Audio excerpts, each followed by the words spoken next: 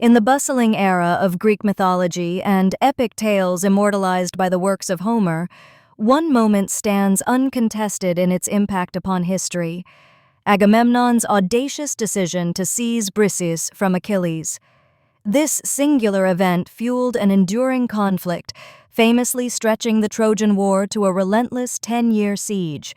Yet imagine, if you will, a world in which Agamemnon chose a path of restraint, a decision refraining from provoking his greatest warrior. The tapestry of history might have been irrevocably altered. If Agamemnon had never laid claim to the prized Briseis, Achilles, unchecked by outrage, would have continued to stand at the forefront of the Achaean forces. His indomitable presence, characterized by unparalleled prowess in battle, likely would have accelerated the downfall of Troy. With Achilles leading the charge from the outset, the war may have reached a hasty conclusion, with Troy's mighty defenses crumbling long before they became the setting for legend. Consider, then, the fate of Hector, Troy's stalwart defender and noble prince.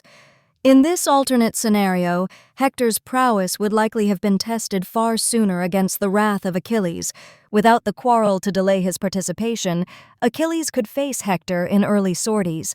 Hector's tragic death, occurring not on the heels of prolonged conflict, but in the immediate blaze of battle, would significantly alter Troy's military leadership and morale, expediting its fall.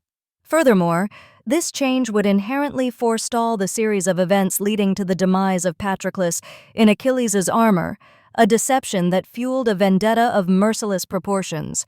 Achilles' grief-driven rage, one of the Iliad's most poignant arcs, would never materialize.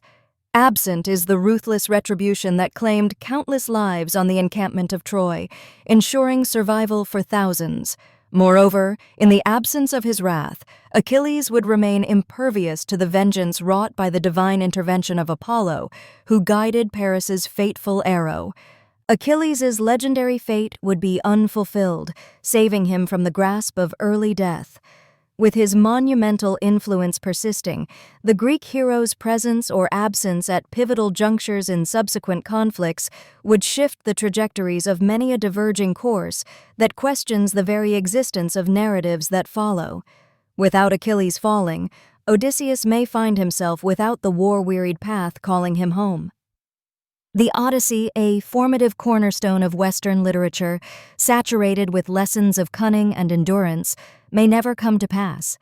Thus, the annals of history would potentially be stripped of one of its most formative epic cycles. If Agamemnon had refrained from overreaching in his grasp, preserving the fragile ego of his premier warrior, the cycle of vengeance and regrettable death need not be penned. Alas, this speculated world remains one of dreams and philosophical musing, an alternate path diverting from the torrent of human nature. Agamemnon's choice stands as a reminder of the profound impacts wrought by pride and ambition.